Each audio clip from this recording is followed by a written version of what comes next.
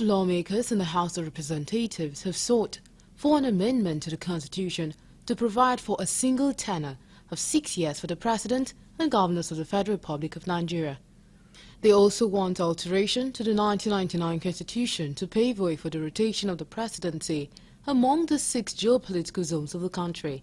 Addressing journalists in Abuja on Monday, the lawmakers said the reduction in government spending and wastage, efficiency in governance and national stability by providing a single term of 6 years for the president and governors will go a long way in cost-cutting measures. According to them, the highly sought and proposed constitutional changes will enhance political stability and governance efficiency in the country. The lawmakers, however, added that the proposal is currently under discussion within the legislative framework and further updates on its progress and potential implications are anticipated. And still on Monday, the National Board for Technical Education introduced a mandatory skill qualification as a graduation requirement for all newly reviewed national diploma and higher national diploma curricula. This is as the board says the introduction is in line with global trends, especially as skill acquisition is now central to the training of young Nigerians in polytechnics.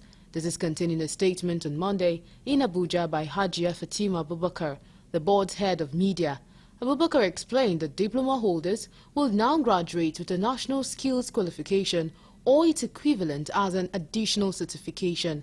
According to her, this means the MSQ is now a requirement for all diploma programs and must be attained before graduation. She also explained that the NSQ was a certification system designed to assess and recognize the skills and competencies of individuals in various fields. According to her, it focuses on vocational skills and is typically obtained through vocational training programs, apprenticeships, and assessments conducted by approved skill assessment bodies. On Tuesday, the approval of former President Muhammadu Buhari for the redesign of Nigeria's currency, the Naira, was on Tuesday tendered and admitted as exhibit before the High Court of the Federal Capital Territory in Abuja. The approval, dated October 6, 2022, from the State House and personally signed by the former president, was conveyed to the Central Bank of Nigeria under Godwin Emefiele as governor to proceed with the project of redesigning and printing of the currency. The Chief of Staff to President Buhari was said to have transmitted the written presidential approval to the CBN. Correspondent Kulojo reports that also tendered and admitted as exhibit as samples of the redesigned currency as approved by Buhari. The documents were tendered by the Economic and Financial Crimes Commission (EFCC) through its witness and former Director of Currency Operations at the Central Bank of Nigeria, Ahmed Bello Umar. The witness was led in evidence by EFCC's lead counsel, Rotimi Oyedepo San. Umar, who claimed to have authored some memos in relation to the project, however revealed that Emefiele partly departed from the approval of the former president. Among others, the witness said that while the portraits and the samples endorsed by Buhari were on the right side, those printed have the portrait on the left side. The former Director of Currency Operations at the CBN also claimed that the numbering styles for the currency adopted by Emefiele were different from the modes adopted by CBN under Emefiele. Still on Tuesday, a High Court sitting in Port Harcourt, the Rivers State capital, nullified Section 3 of the Rivers State House of Assembly Service Commission law, recently amended by the FCT Minister Eli Martins Ahemule-led Assembly. The amendment, which was recently enacted after the Assembly vetoed the State Governor, Timileyin Fubara, transferred the power to appoint the chairman and members of the commission from the governor to the Speaker of the House. Concerned about the significant change, the Association of Legal, Legislative, Drafting and Advocacy Practitioners, a non-governmental organization, initiated a legal action to seek the court's interpretation of the amendment in line with the Nigerian Constitution. Delivering the judgment, Justice Kariba Dagogo Jack ruled that the amendment violated Section 5, 176, 197 and 198 of the Nigerian Constitution. The judge clarified that the Nigerian Constitution grants the exclusive right to appoint members of boards, commissions and institutions, including the State Assembly Service Commission, to the executive governors of the state, but these appointments must be confirmed by the State House of Assembly. She described the actions of the Martin Ahemule-led House of Assembly as an attempt by legislators to usurp the responsibilities of the executive in clear violations to the principle of separation of powers. On Wednesday, President Bola Tinubu said he was not unaware of the economic difficulties Nigerians are passing through, noting that his administration continued to reform the economy, and he said he will never turn his back on Nigerians. The president attributed contemporary challenges in the country to the overall reliance on the mono-revenue source, especially the exploitation of oil. He said these challenges accounted for why his government is trying to birth reforms which will help in reflating the economy for the overall good of the citizens. The president made this statement in the national broadcast to the nation on the occasion of the 25th democracy anniversary of the country. Regarding the controversies trailing a new national minimum wage for workers in the public and private sectors, Tinubu said his administration is fine-tuning a draft bill for a consensus wage to be forwarded to the National Assembly for passage soon.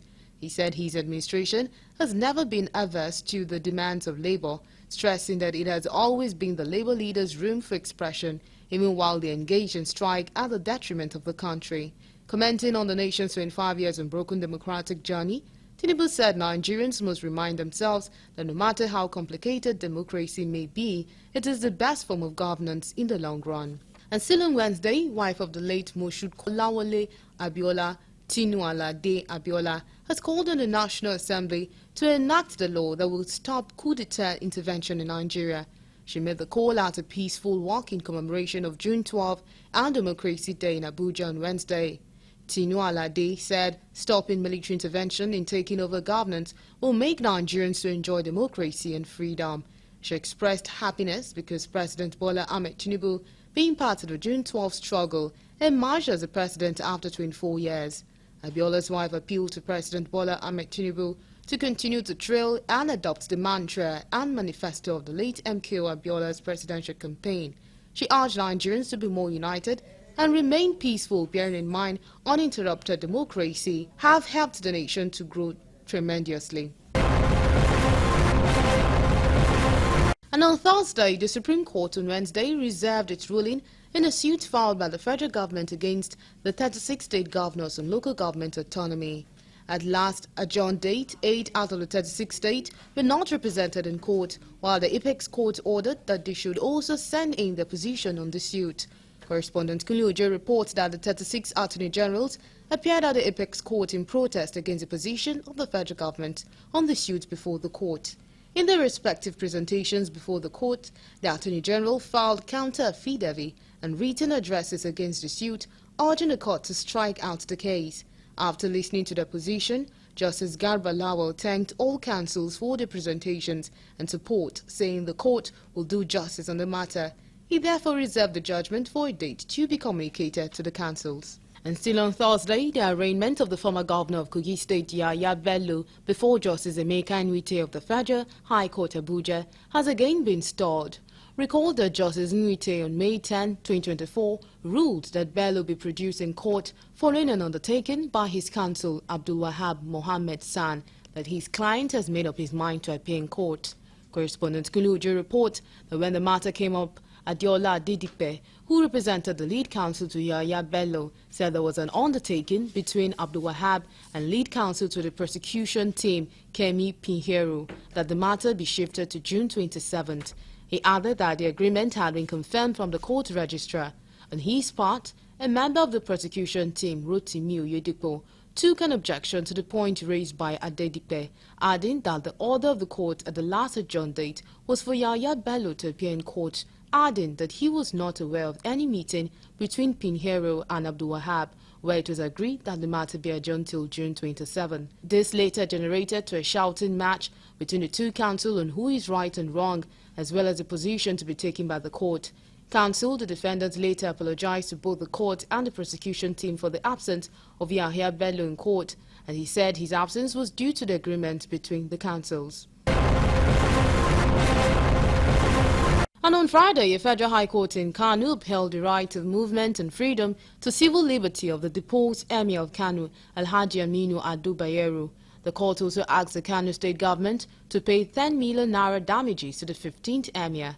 In his judgment, the preceding judge of the Federal High Court 3, Justice Simon Amobeda, upheld the applicant council's withdrawal of reliefs order 1 to 2 on the grounds that they have the right by the rules of law to do so, and as such they are no longer part of the case.